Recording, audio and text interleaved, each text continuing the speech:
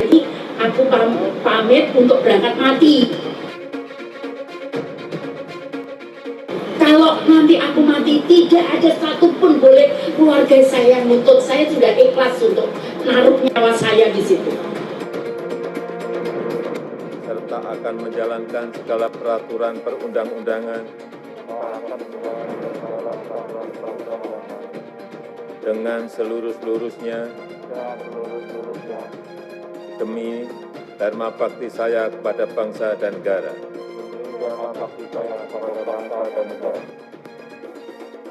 Gunanya elektronik itu untuk memangkas birokrasi. Berapa orang harus keluar uang itu untuk riwa-riwi kesini. Kalau rumahnya di Benowo sana ya apa? Kemudian yang ngurus dia nggak kerja, yang harian gajinya dipotong dia sehari 30.000. Siapa yang ngasih makan keluarganya kalau dipotong itu?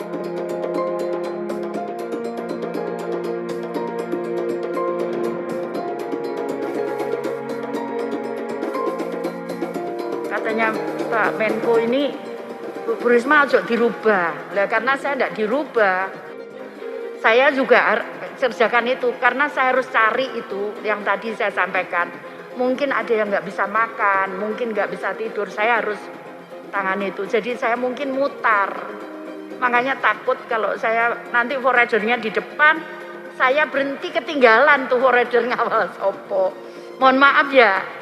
Ini karena memang saya nggak mau berubah. Saya pengen tetap saya seperti Risma. Sejadi apapun saya. Bansos yang ditunggu masyarakat, segera keluarkan. Kalau ada masalah, lakukan tindakan-tindakan lapangan. Meskipun sudah lumayan, tapi baru lumayan. Ini extraordinary. Mereka nunggu semuanya. Jangan biarkan mereka mati dulu, baru kita bantu, nggak ada artinya. Seringkali kita tidak menyentuh di situ. Saya juga, masa ya kita tega. Saya pernah jalan, makanya saya ngomong, Pak nanti forradernya di belakang Pak, saya sampaikan. Kenapa? Soalnya kalau saya lihat sesuatu saya berhenti. Pernah di sini sampai muter saya 3 kali. Orang itu kenapa ya tidur dekat sampah? Muter saya 3 kali.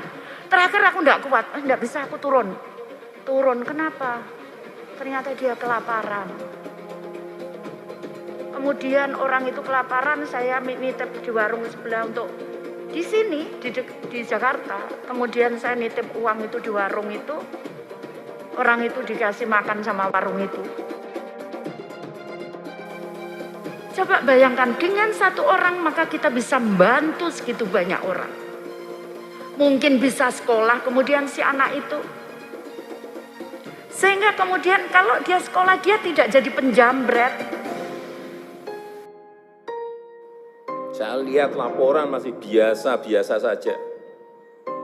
Segera keluarkan belanja itu secepat-cepatnya karena uang beredar akan semakin banyak, konsumsi masyarakat nanti akan naik. Kerja keras dalam suasana seperti ini sangat diperlukan. Kecepatan dalam suasana seperti ini sangat diperlukan. Kalau kita niatnya hanya sekedar, oh ya aku bekerja di Kementerian Sosial, selesai.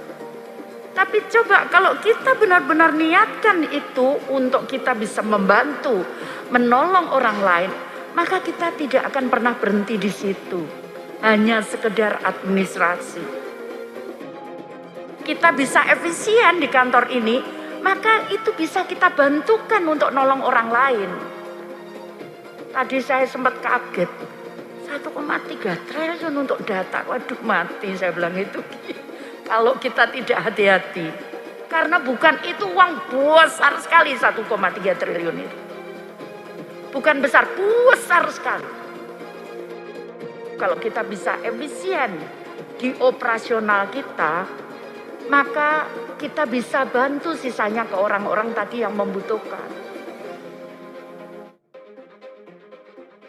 Warga kita tidak kita ajarkan hanya menerima, tapi mereka kita ajarkan untuk berusaha sehingga mereka bisa terhormat.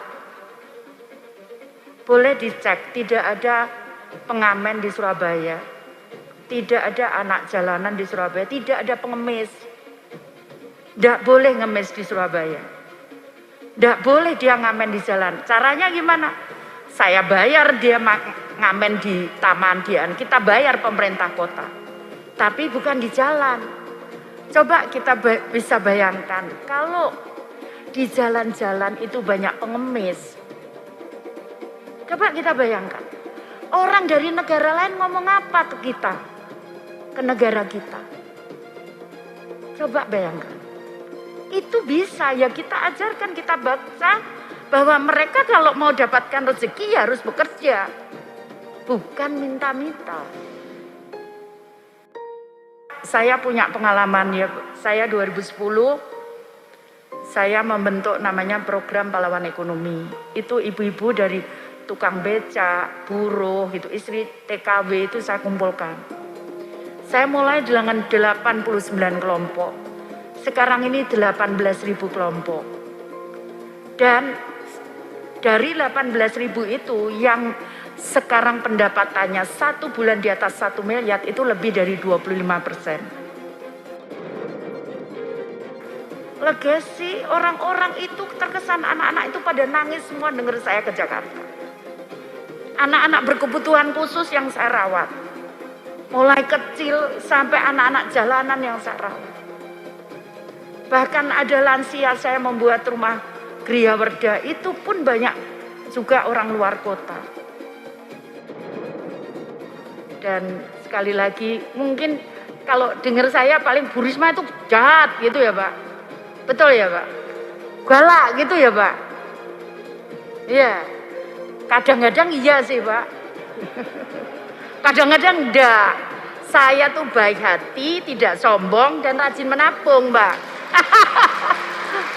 Katanya apa itu tepuk tangan itu pepatahnya anak-anak Pak. Jadi baik hati, tidak sombong, rajin menabung. Jadi sekali lagi mari teman-teman kita bekerja sama, kita bergandengan tangan, karena saya percaya bahwa pemikiran satu orang itu pemikiran banyak orang itu akan lebih baik dibandingkan dipikirkan hanya satu orang. Saya sangat percaya itu.